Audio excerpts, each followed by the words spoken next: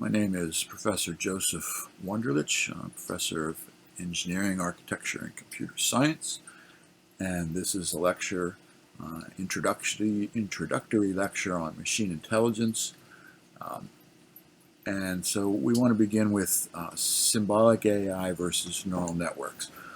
Now, some of the naming has been changed to here of deep learning, and that's referring to neural networks. Traditional symbolic AI, it still exists in many ways, in many places, but it's more of the historic beginning of things. So symbolic AI, what that is uses special forms of programming and establishes rules that leads to certain outcomes in an efficient way. So it's pruning the search space, it's implementing heuristics, has inference.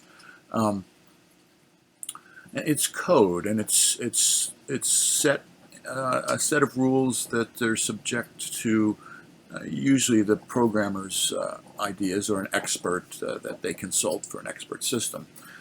I have a whole history that you can learn on about that in other courses you can find online. Some of my historical discussions of things. Now, neural networks are different. They use a collection of neurons in layers now to collectively generalize solutions. You give them a training set and a set of criteria or set of stimulus and desired outputs, and then it learns them, and they may be conflicting within the set. There may be conflicting things where one set of stimuli wants one result, another set wants something completely different, and then the weights, the interconnection weights that magnify the signals through between the neurons, those weights are changed incrementally to settle on some solution to satisfy multiple constraints simultaneously. So let's start off with here an example. Suppose you have two parents deciding between getting a puppy or a kitten for their baby to play with. So we assign a binary variable to this decision, a 0 for a puppy and a 1 for a kitten. So we'll just start out with a non-machine intelligence case where the parents agree that if either one of them really wants a certain kitten, the spouse will yield to that desire. This would be like an OR gate, where the parents assign the variables x and y, would assign an outcome of 1 for a kitten. So mom and dad looks like this. So either one of them wants a kitten or both, then you get a kitten. Otherwise, you get a puppy. And the decision process without pruning search space would look something like this. X, y equals 0, 0, then you get a decision equals this. And so you understand that from any programming you've had of those cases. Now, the symbolic AI case is where the parents would have some degree of confidence in their choice. This is one way to do artificial intelligence, expert systems. You put confidence values. It's like probability theory, but it's a little different. So confidence is different than probability, and you can read about that in my machine intelligence lectures. But so what you have here is a confidence that if they're only 20% sure each about, and they both agree, then you get this kind of variable input, and then then you're getting a puppy with a certain degree of confidence. You have to calculate that, and I have a link there that you can follow that will in the PDF version of this, or the PowerPoint PPTX version. If you're watching it on YouTube or the MP4, well, you have to type it in, I guess. If you're just watching the MP4 on YouTube, I'll try to put a comment to the PDF of this file so you have a clickable link. So now let's look at neural network case. So using the same thoughts of the parents as in the non-machine intelligence case, you have mom and dad and x and y, and there's no confidence here. We're just starting off with the first case where you have binary decisions on the parent's part, and so the output's a binary decision also. And we're going to train now a neural network to do this. So here is a 2-to-1 neural network. That means 2 inputs, 2 hidden layer neurons, and an output. There's also biases on here. You typically just set the bias coming in as a 1 signal, but the weights will change. And the weights, these weights, you initialize them. They can be randomized. There is actually ways, there's mathematical theories to how to initialize the weights to be based on the problem to learn more quickly. So in essence, what we want to do is we want to have this machine, this network, learn this decision process, learn to satisfy all these constraints, exemplars 1, 2, 3, and 4 simultaneously. So all the weights need to be changed such that all of those are satisfied simultaneously. Now initially they won't, and so each time all 4 of those are presented to the network, that's called one epoch. You see that on the x value of the graph. One epoch. And so the way this works, the learning process works. You see steps down here. You initialize the inner neuron connection weights to randomize values, or you can do it in a deterministic way, but typically just randomize them. Feed the neural net. Number 2, feed the neural network 1 exemplar at a time, each time using the error between desired output and actual output to change connection weights between the neurons. So this is backpropagation, the standard backpropagation. You take this error signal that's coming out when you give it an exemplar. Feed an exemplar, you have an output that comes out, an actual output. You compare that to the desired output. You make an error signal, the difference between the two, desired and actual. And then you take that error signal and you backpropagate it. So then you'll change the weights between the hidden layer and the output layer. And then you propagate the error signal back through those weights into the first layer, connection matrix of weights between the hidden layer and the input layer, and so you change them all by a little bit, depending on the learning rate. You want to take tiny little bitty steps, or otherwise your gradient descent learning won't work. You'll jump back and forth over the crack in the error surface that leads to your minimum that you're looking for in your optimization and your gradient descent learning. That's you need Calc 3 and multivariable chain rule. Typically, you can learn that Calc 2 too, but multivariable chain rule. Not just chain rule, but multivariable chain rule and partial derivatives and some mathematics. But we're not going to do that here. It's just introduction. So, so steps 3 here: repeat this, feeding the exemplars and changing the connection weights for all 4 examples. So repeat number 2 until the output error is within reasonable proximity. So you do this one neuron, one exemplar at a time, and then that's an epoch, and then you do it epoch over epoch over epoch. You just repeat. This is actually, I probably should put a step in between 2 and 3 here. So you do, all of 2 over and over and over and over again, and I guess it says that in 3, until you reach some kind of tolerance. So you're trying to get binary outputs out of this thing, but you can see it's not binary. It's actually analog values coming out of the thing. So you're somewhere between 0 and 1, and you want to accept as an output value. You'll accept something less than 0.1 as being 0, and something more than 0.9 as being a 1. If your stopping tolerance is set at 0.1, you can change the tolerance if you like. If you don't have any tolerance, these things are asymptotic, and you'll just waste a lot of time trying to drive it to some absolute, 0 or 1. And you may get there eventually, but I wouldn't waste the time. So typically, you threshold it, or you put a tolerance. So number 4, after learning is done, the neural network will react instantly to not only binary outputs, but variations of the input. So this is very important. Statement number 4 here. First of all, you don't have to go through the learning process once you've trained the thing. You just feed it something, and it should respond exactly the way you like. It will for the exemplars. And just one feed, you don't no epochs here. I guess you'd say it's one epoch, but it's not even. But there's no learning, so it's just like half an epoch, just to feed forward right through one. You feed it, and it's only one exemplar, so it's not even an epoch. You just one exemplar at a time. It's a fraction. It's a very, very small percentage of the time. Just reacts immediately in real time. And these things are used for serious. And you can imagine whenever you need to react in critical situations in nanosecond, you have the neural network. You'd even embedded in hardware with the weights fixed. And it's super fast. I mean, nanoseconds. But it's not nanoseconds, and you could spend. Initially, I spent days sometimes waiting for the simulations to learn on the old machines. Now everything's super fast. You use CUDA cores on graphics processors, and things are many orders of magnitude faster now. But still, it's still, relatively speaking, much faster on the feed forward than once it's learned.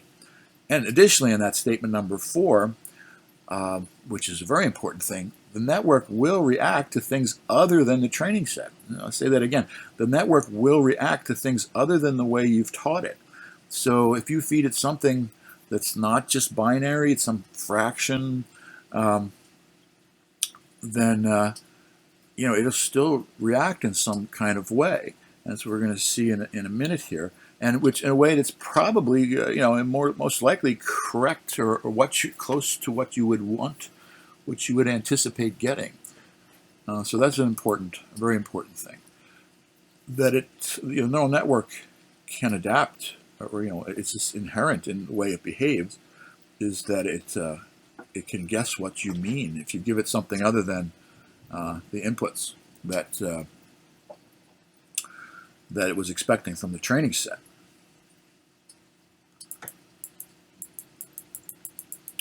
So you see in neural network case number 2 here, using the same thoughts of the parents as in the symbolic AI case. So now we are feeding it something other than binary inputs, and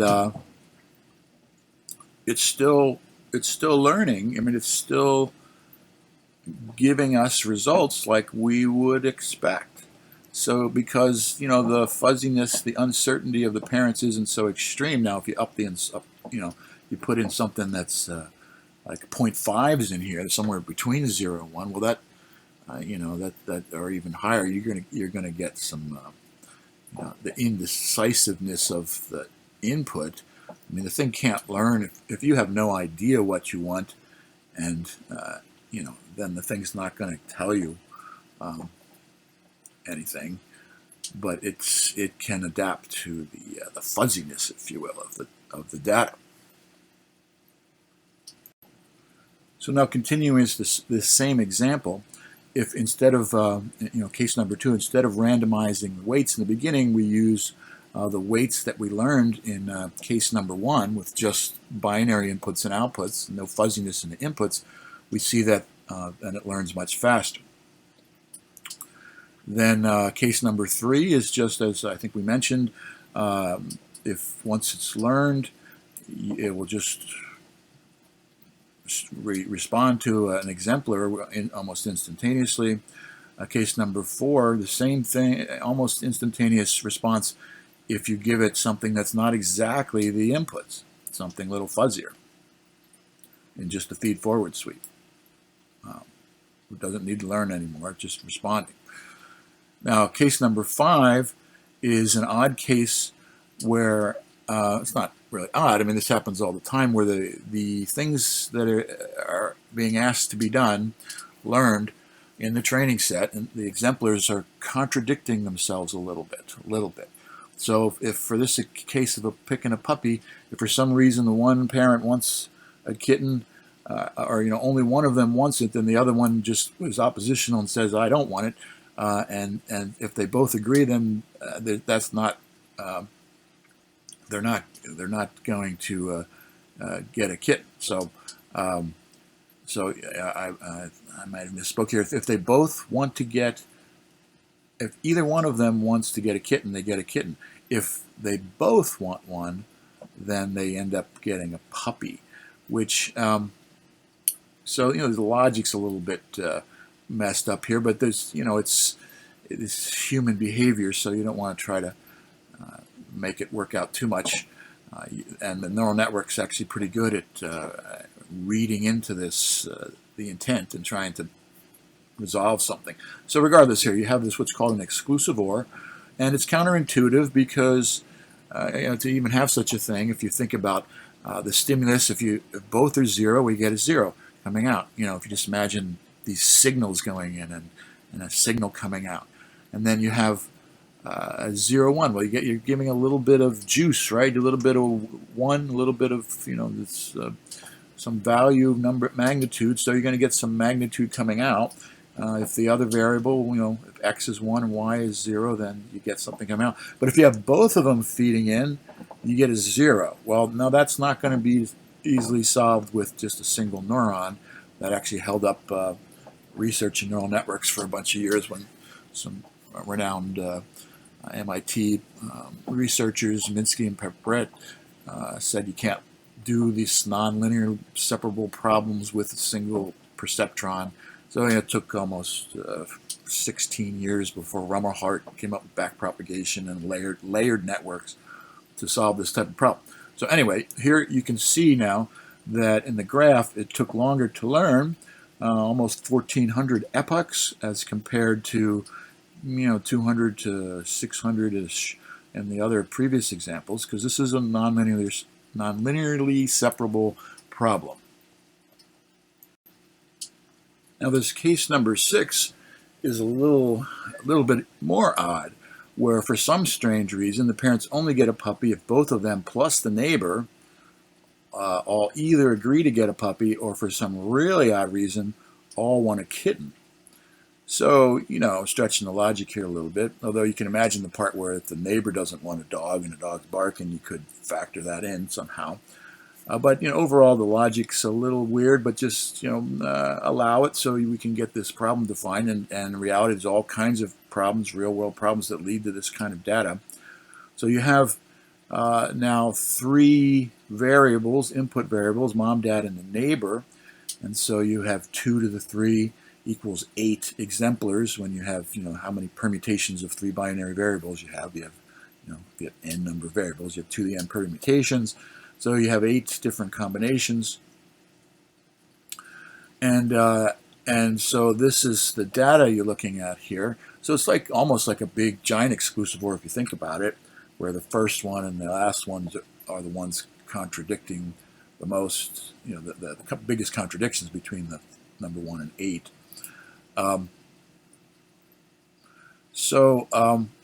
How long does that take to learn? And so you see that up there, and over 1,000 epochs for that to learn.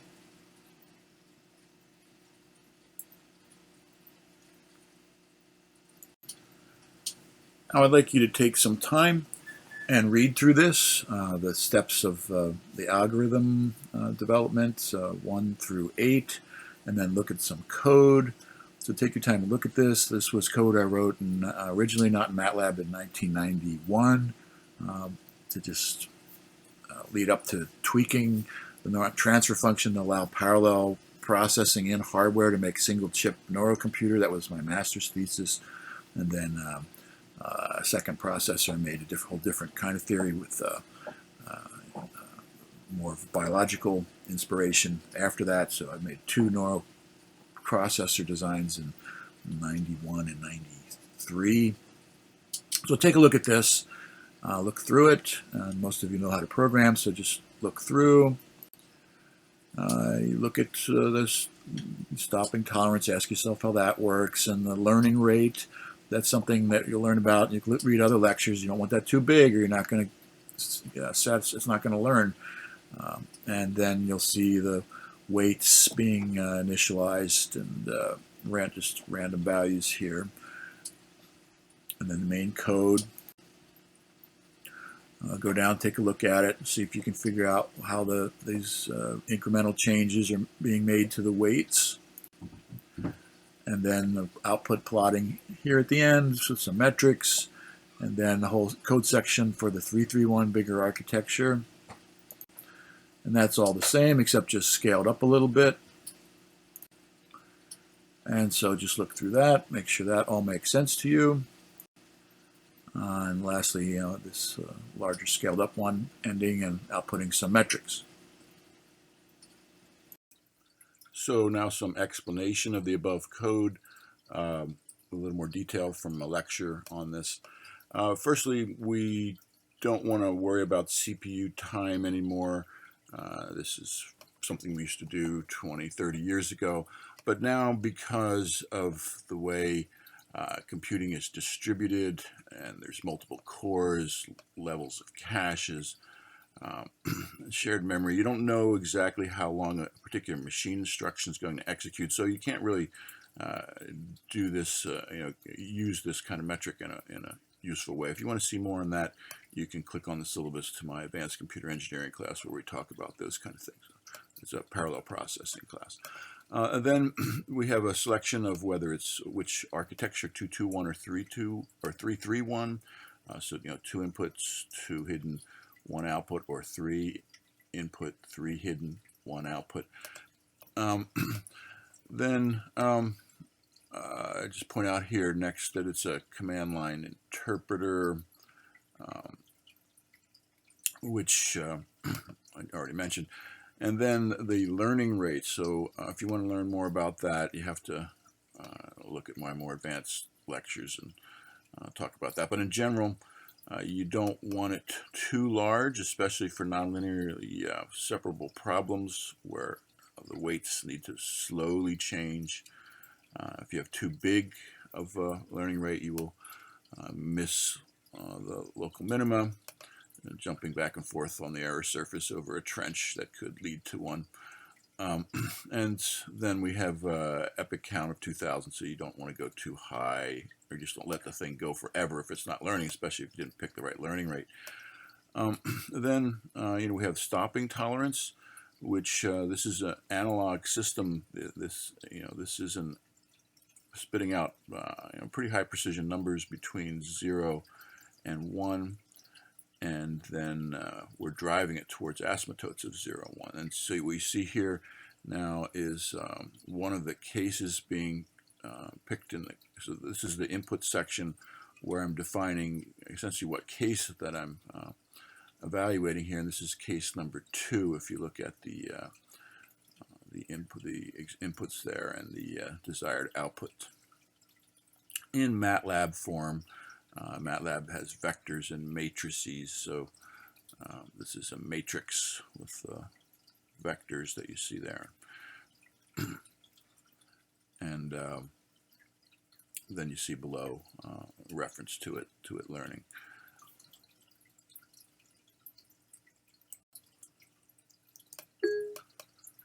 So now we see in a while loop here for as long as all 4 exemplars, all 4 of them have not yet reached within a stopping tolerance of the asymptotes of 0 or 1 that we've defined a stopping tolerance above.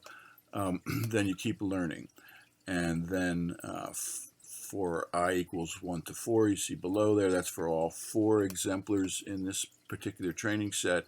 We want to evaluate the outputs of C, D, and E neurons, not A and B, because A and B are just splitters. And then we use this 1 over 1 plus E to the sum of the weights times the inputs for each of these neurons. And that is the a transcendental function, a sigmoid. This is sigmoid.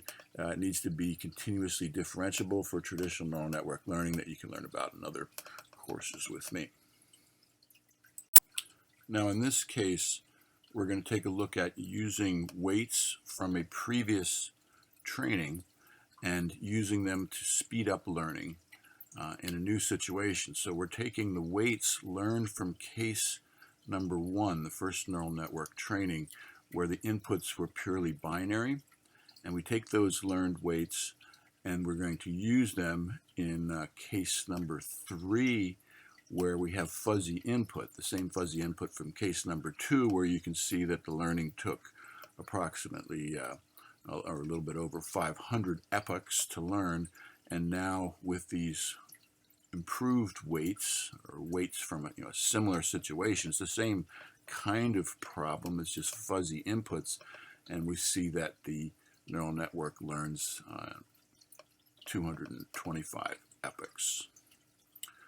So you see in the code below, beginning at the top of the screen where the initial weights are simply randomized. That's what you typically do in most cases. However, even though there are mathematical methods to optimize those, and then there's this particular example, we are overwriting those initial randomized weights with these weights from a previous training. And now we can take a look at the actual learning going on here, where the change or the back propagation is going on, and it's going firstly through the JK weights, which are between the hidden layer and the output layer. So we're taking an error signal defined by the difference between what we're actually getting out of the network as we're learning and what we desire, for all these exemplars, in a least mean squared error gradient descent way that you learn in other courses with me. And so you can see in the slide here that we're changing these weights, and there's two sections. This first part is in the JK weights, and then we back propagate. Now, it's not completely clear why it's the way it is in this algorithm, and it's different than in the JK level unless you look a little further into the calculus of it all, and so and derive these equations, why they actually look like they do. But essentially, you have to go through the neurons to get to the layer that's closest to the beginning of the network. You've got to propagate the error through the weights and the neurons in the hidden layer, and the weights between between the hidden and output layer, and through the neurons in the hidden layer to then change the neurons. The weights, change the weights in the IJ layer between the input and hidden layer. And there's a link to see more about that below if you like. So this is a big neural network conference with 300 papers submitted, and I got an award for comparing top-down and bottom-up. And then by top-down, I mean mathematical models versus bottom-up is for biological models. And so I have a couple chips that I designed 1991 and 1992 and 3 that you can see there. It's also a draft book chapter.